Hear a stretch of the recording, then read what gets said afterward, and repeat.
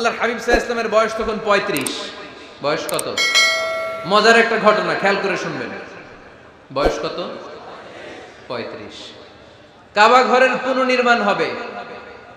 কাবা ঘরের 4টা কর্নারের একটা কর্নার আছে আর রুকনুল হাজারিল আসওয়াদ, যেখানে হাজরা আসওয়াদ পাথর থাকে, ওইটাকে সরানো হয়েছে।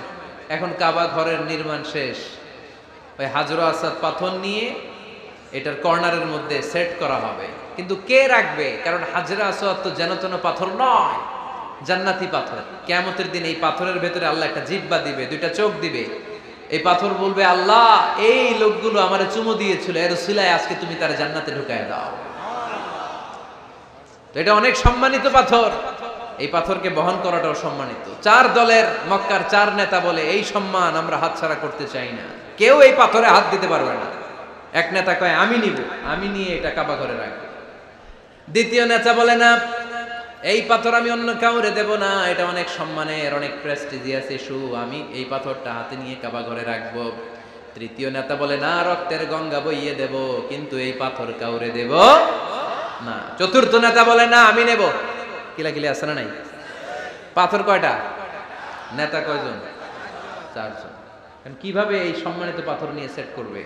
কেউ মীমাংসায় যেতে পারে না। এক মুরব্বী বলে, থাক, আজকের জন্য এখানেই সবার মুলতবি, আগামী দিনে এই মসজিদুল হারামের দরজা দিয়ে প্রথম যে ঢুকবে সে সিদ্ধান্ত দিবে।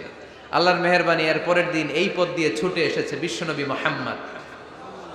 সুবহানাল্লাহ পড়বেন না? সুবহানাল্লাহ পড়েন আওয়াজ করে। কামলিওয়ালা নবী প্রথম আসলেন, সবাই খুশি, জামিন রাদিনা বি। আরে আলামিন আসছে, আলামিন আসছে। সবাই বিশ্বনবীকে বললেন, এই এই ঘটনা। কেউ তো পাথর ছাড়তে চায় না। পাথর হইল একটা, নেতা কয়টা? এখন কে এই পাথর নিয়ে রাখবে? এই নিয়ে মারামারি। আল্লাহর হাবিব সাল্লাল্লাহু আলাইহি ওয়াসাল্লাম বললেন, যাই, হালুম্মা ইলাইয়া সাওবান, একটা কাপড় নিয়ে আসো, আমি এখনই সলিউশন করে দিচ্ছি। সুবহানাল্লাহ নাই? কাপড় নিয়ে আসা হলো। বিশ্বনবী বললেন, কই পাথর? সবাই বলল, এই পাথর।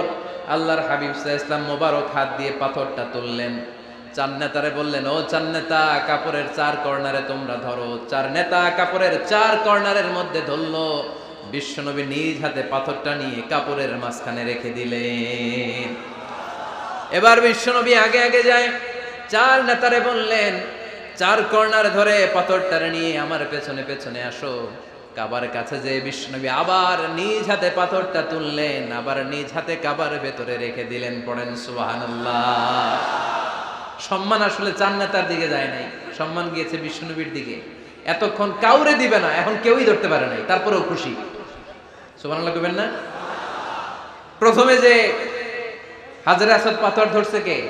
বিশ্বনবী। কাপড়ে রাখছে কে? বিশ্বনবী। আবার কাপড় থেকে উঠিয়ে হাজরে আসওয়াদের পাথরটারে কাবার ভেতরে ঢুকাইছে কে? সুবহানাল্লাহ কইবেন না? সব সম্মান গেল বিশ্বনবীর হাতে, সব স্ট্যাটাস গেল বিশ্বনবীর হাতে। 4 নেতা কাপড়ের কিনারা ধইরাই খুশি। এইটাই বলে নেতৃত্বের গুণাবলী, চিল্লায় বলো ঠিক কিনা?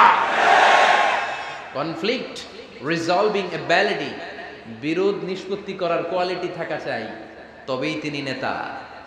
কি কারিশমা দেখছেন? What a charismatic leader.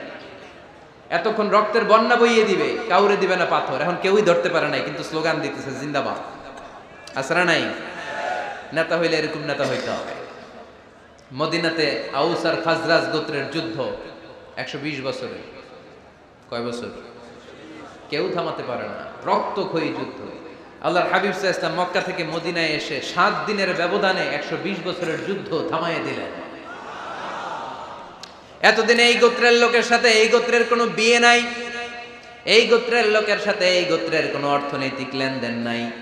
বিশ্বনবী যখন আউস খাজরাজের যুদ্ধ থামিয়ে দিলেন, মদিনাতে আনন্দের ধুম পড়ে গেল, নতুন নতুন উৎসবের ধুম পড়ে গেল। সব ভাই ভাই।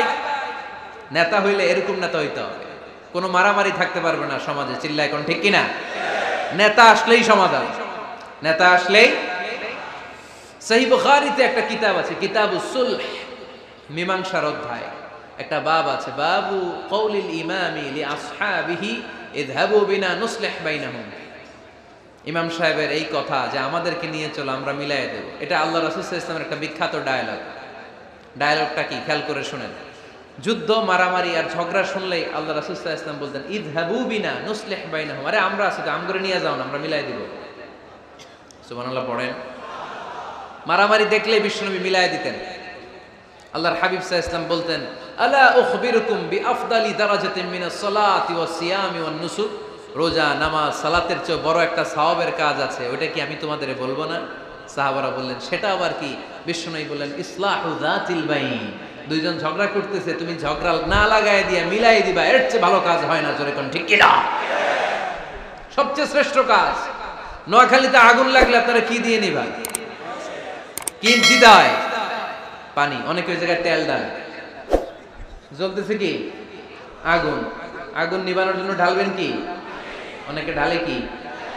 তেল। আহা, না, আপনি থামায় দিবেন, মিলায় দিবেন। আপনার জন্য ভালো জিনিস মিলায় দিবে কে? 7 নাম্বার, ফারসাইটেডনেস, দূরদৃষ্টিতা, ভিশনারি অ্যাটিটিউড, ফিউচারিস্টিক।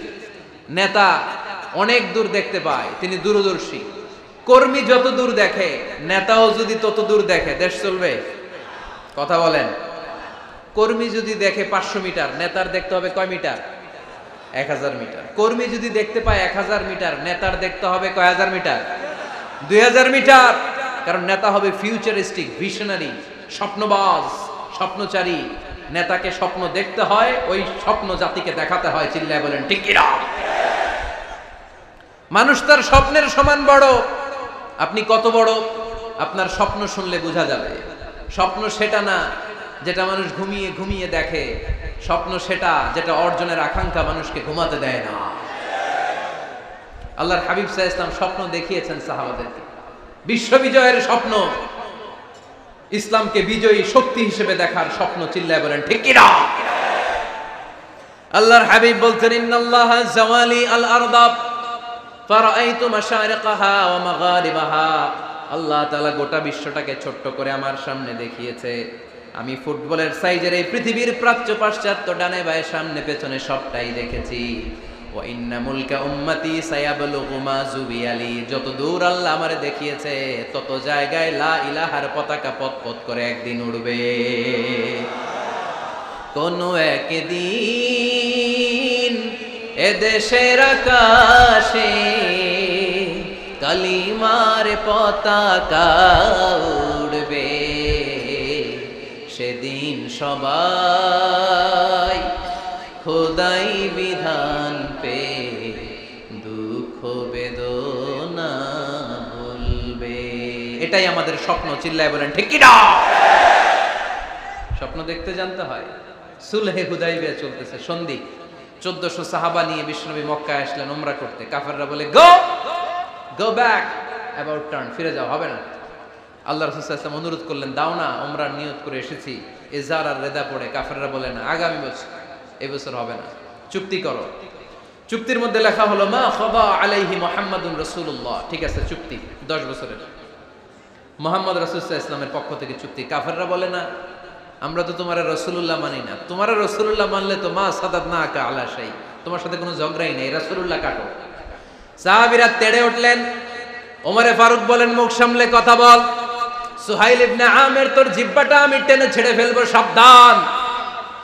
আমার নবী শেষ নবী, শেষ রাসূল মুহাম্মদ রাসূলুল্লাহ কাটার ক্ষমতা কারো নাই। আমি ওমর বেঁচে থাকলে কেউ কাটতে পারবে না।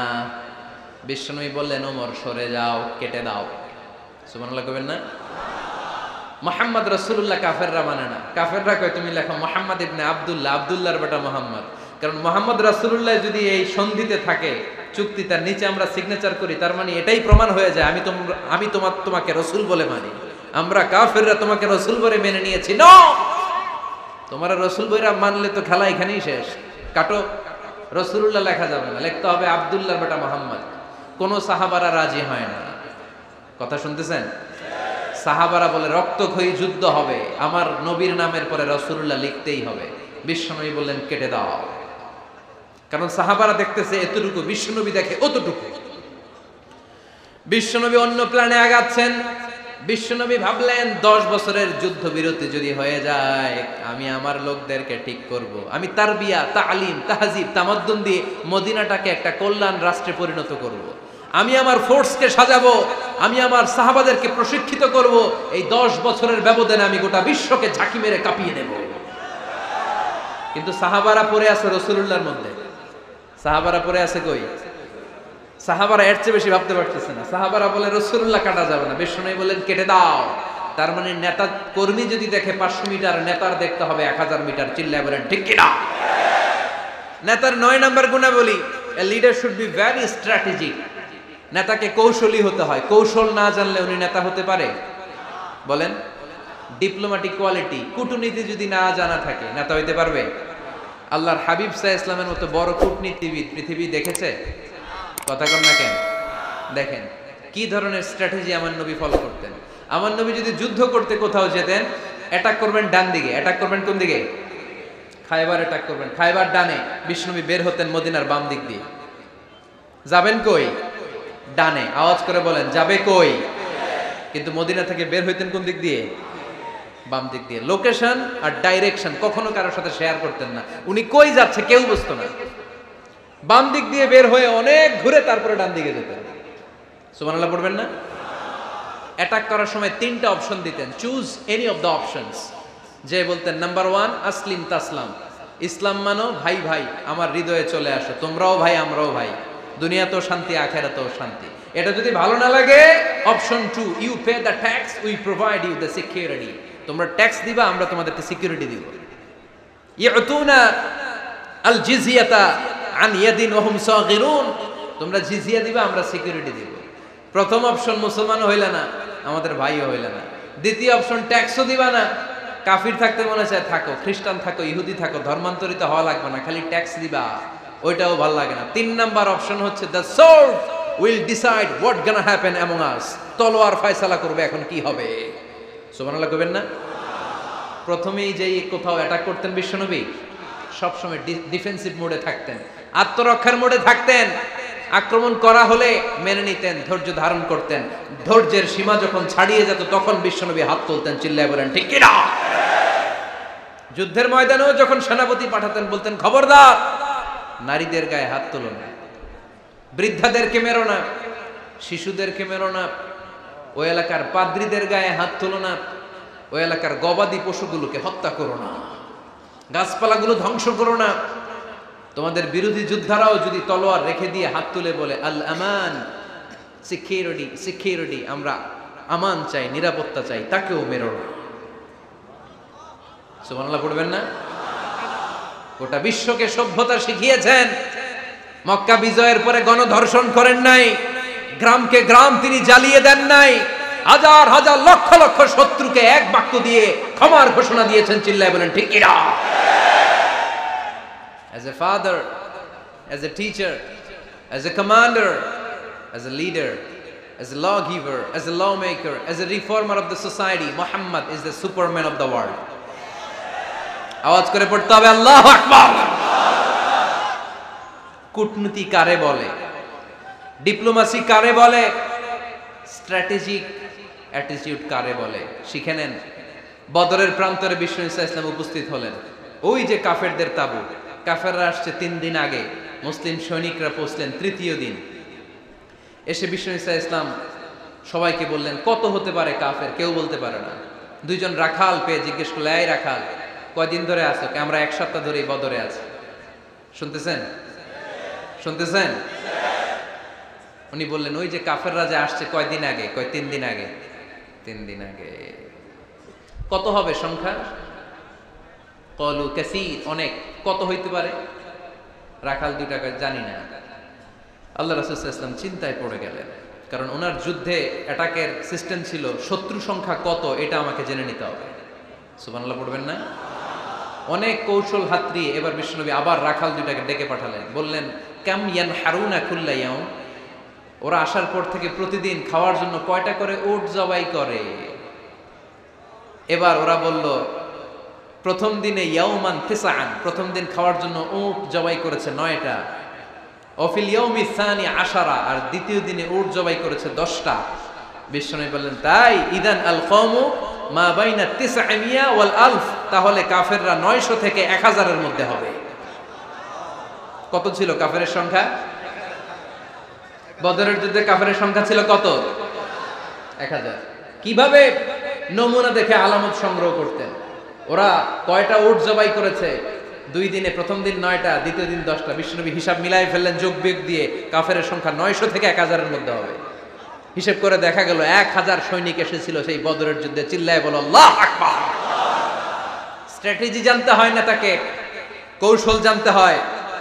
সর্বশেষ নেতার যে গুণ, এটা বলে শেষ করব, সাকসেশন ম্যানেজমেন্ট। নেতা ভালো নেতা বানায়া যায়, ঠিক কিনা? A good leader produces a good leader. একজন ভালো নেতা তখনই ভালো নেতা যখন সে নতুন করে ভালো নেতা তৈরি করে দিয়ে যায়, ঠিক কিনা? সে যদি নতুন নেতৃত্ব তৈরি করে দিয়ে না যায়, সমাজ চলবে? চলবে? এটাকে বলে দি সাকসেশন ম্যানেজমেন্ট। আল্লাহ রাসূল সাল্লাল্লাহু আলাইহি ওয়াসাল্লাম ভালো সাকসেসর রেখে গিয়েছিলেন, এমন কিছু যোগ্য নেতৃত্ব তৈরি করে গিয়েছিলেন, উনার পরে টানা 30 বছর নেতৃত্ব নিয়ে মুসলিম উম্মাহকে 1 সেকেন্ডও ভাবা লাগে না। চিল্লায় বলো মুসলমান, ঠিক কিনা? ভালো নেতা ভালো নেতা বানায়। নেতা খালি নেতৃত্ব দেয়, উনি কোনো নেতা বানায় নাই। এটা কি নেতা? কথা বলেন। এবার উত্তর দেন। আমার নবী ইন্তেকালের আগেই যোগ্য নেতৃত্ব তৈরি করে রেখে গিয়েছিলেন কি জান নাই? কাকে রেখে গেছেন? আবু বকর।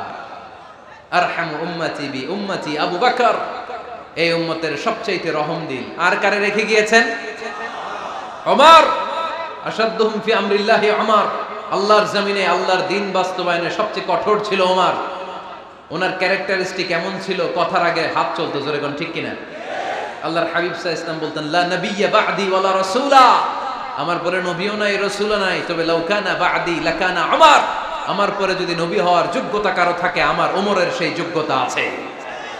প্রভু তুমি বলেছ রাসূল দেবে না, বলনি দেবে না ওমর, বলনি দেবে না হামজা তারি, খালিদ বিজয় সমর। প্রভু তুমি বলেছ রাসূল দেবে না, বলনি দেবে না ওমর, বলনি দেবে না হামজা তারি, খালিদ বিজয় সমর। প্রভু তুমি বলেছ রাসূল দেবে না।